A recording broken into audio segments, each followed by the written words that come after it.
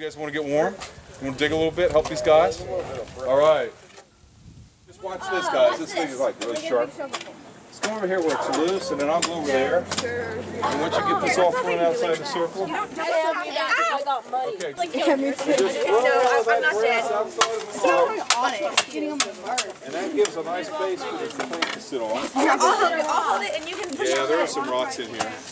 Oh, wow. You got it, DENR? Great. I'm getting little chunks. Water is a very important resource that we have to conserve for the future. And this is one way to do it. Push a little bit, and it makes it a little bit easier.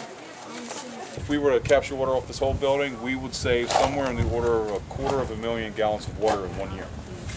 That we wouldn't have to draw from our reservoirs that contain drinking water to irrigate landscapes.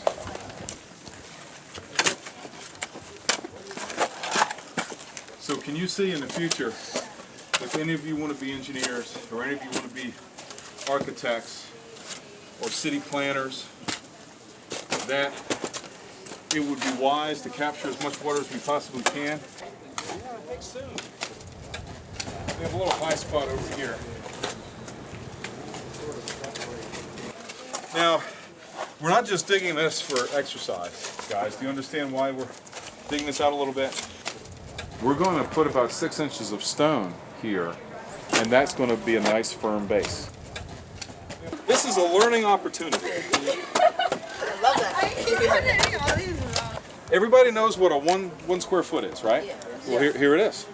1 square foot. It's 1 foot this way, 1 foot this way, and 1 inch deep.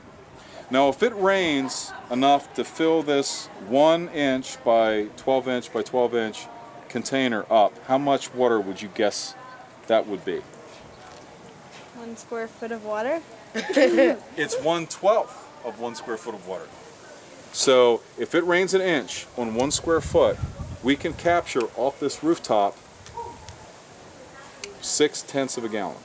Now this rooftop, if you measure, it's 25 feet this way and about 40 feet this way.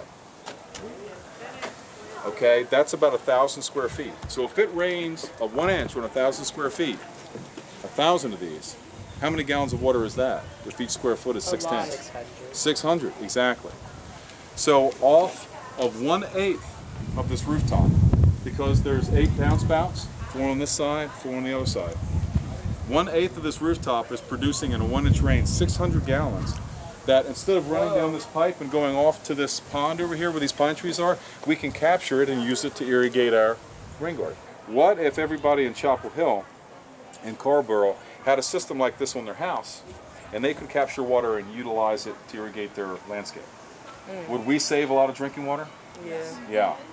If we captured all the water that ran off this building in 1 year, it would be 250,000 gallons, 250,000 gallons off this rooftop. I think that's great. So I'm going to cut on the outside of the line.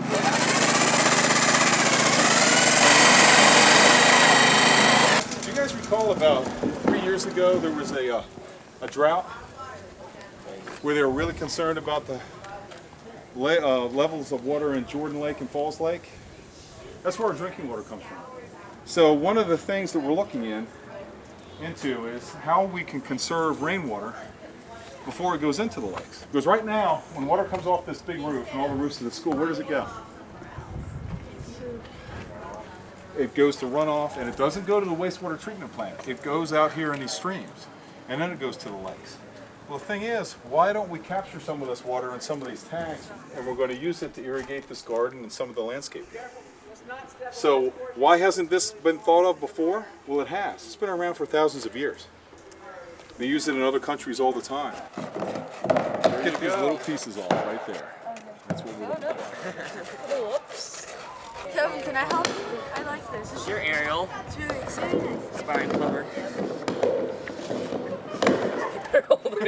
Really bad in this area.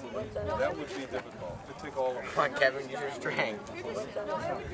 So we have an inlet pipe and an outlet pipe. So let's take this pipe, put it in the one on the right, and then after he gets that in, we need an elbow. Got it. Who's got the elbow? That's it. I Who's have got an the right elbow.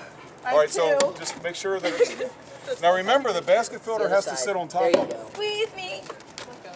All right, now how's the water going to get in? You lift it up and you put that white thing in. We need to send you to plumbing school. Thank you. Put that You're thing good? in. All right, now that's our basket filter. Now our basket filter contains this little screen that keeps the mosquitoes out and the trash out. Oh, that's so That goes in the top. Very Sorry, cool. plumber Okay, someday. there's our inlet. Now, what about the outlet? Oh, this is the, That goes on. That's the connector. This is the connector. Now, what direction is that elbow going? Upward. Down? Downward. Upward. It's the outlet. Downward. What are you If it talking about? overflows, it's gonna have. Downward. It's okay, Trey. We all All make right. Everybody around on that side of the tank. mistakes. All right. And what I want you guys to do is, don't push yet. When I tell you, you guys are going to slowly help me to push it back into the wall. That's not slow. Whoa, wait a minute. Whoa. Okay, hold up. That was a little faster than slow, but there's our inlet. We'll push that over closer to the wall and get that set. But now, the water's going to come down the pipe into our basket filter, into the tank. And once the tank fills, this outlet now is going to be connected to this existing system. And you guys will have 10,000 pounds of water, or 1,500 gallons of water that you can use to irrigate the garden.